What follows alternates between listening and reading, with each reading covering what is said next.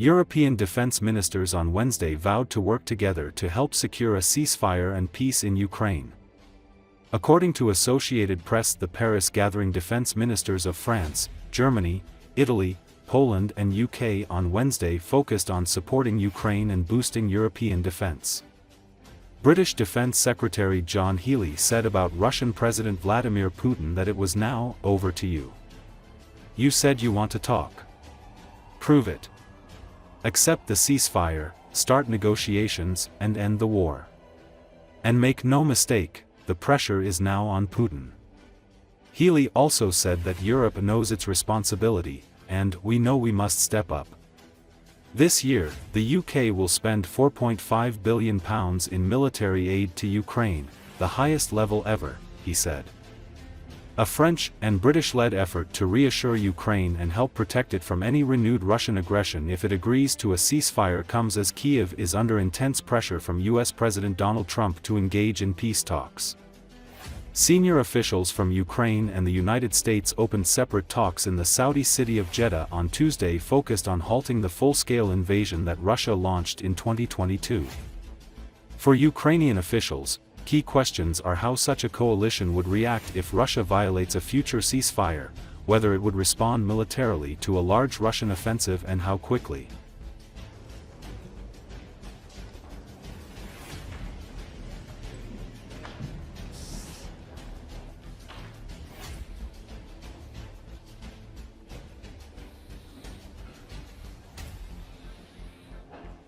Are decisive days in the push for peace in Ukraine, and yesterday's agreements between the US and Ukraine were a vital step, and I pay tribute to President Trump and President Zelenski for this breakthrough.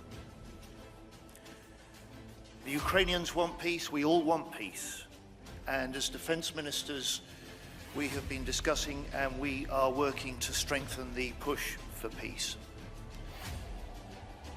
And I say to President Putin, over to you now. You said you want to talk, prove it. Accept the ceasefire, start negotiations, and end the war. And make no mistake, the pressure is now on Putin.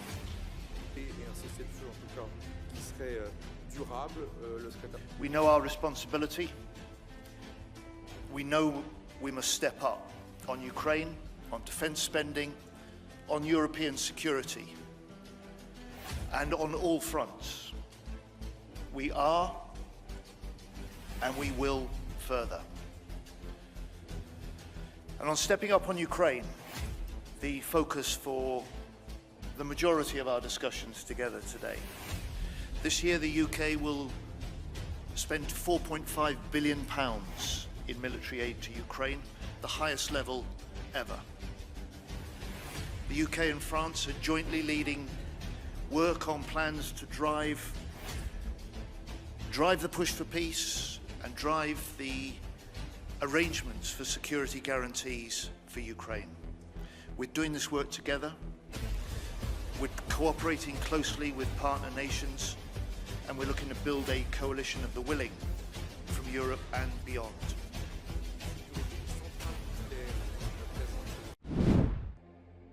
U.S. Secretary of State Marco Rubio said Wednesday it would be highly unfortunate if Russia rejects a 30-day Washington-backed ceasefire proposal in its war with Ukraine.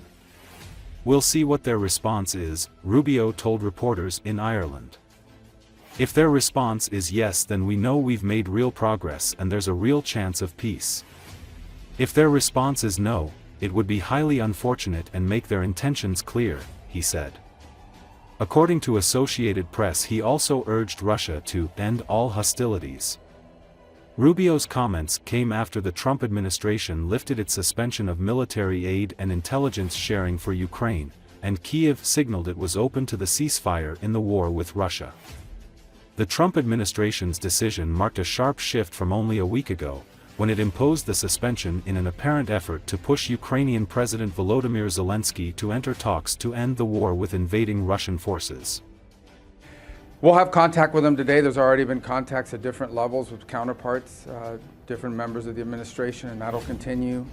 But as far as the Russian reaction to it, that's really the question here. And that is, this is a few hours old. We're going to bring it to them directly. We're going to say that Ukraine is prepared to stop all battlefield activity and begin the immediate process of negotiating an enduring end to the war. And we'll see what their response is. If their response is yes, then we know we've made real progress and there's a real chance of peace. If their response is no, it would be highly unfortunate and it would make their intentions clear. So that's what we're hoping to hear from them. And I think the first step in all this is the acceptance that there is no military solution to this conflict. Neither side can militarily achieve their maximalist gains, their maximalist goals. Neither side can achieve them through the military side.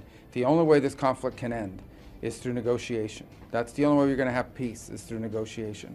And so we need to start that process. And it is hard to start a process when people are shooting at each other and people are dying.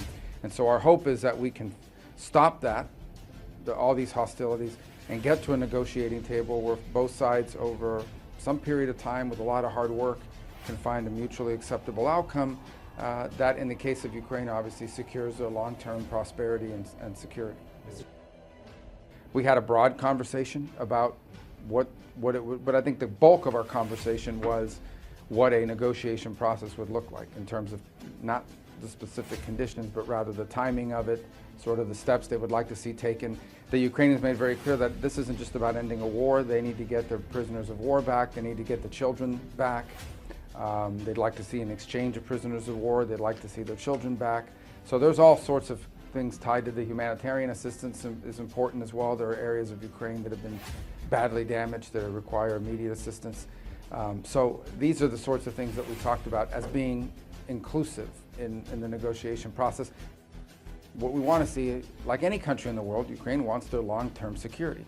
They want to make sure that this doesn't happen again. We all do. I mean, what is the point of spending all this time to get a ceasefire, hopefully, and then a negotiated end of the war, only to see it re-spark up again in about 6 years, 4 years, 3 years? We're not interested in that, and they certainly aren't either. So I think the question really is more about a deterrence. Can Ukraine create a sufficient deterrent against future aggression, against future attack, against future invasion? Because every country in the world has a right to defend themselves, and no one can dispute that. So that will most certainly have to be part of the conversation. But again, I don't think there isn't a peace to secure until you have a peace. But there's no way to have an enduring peace without the deterrence piece being a part of it.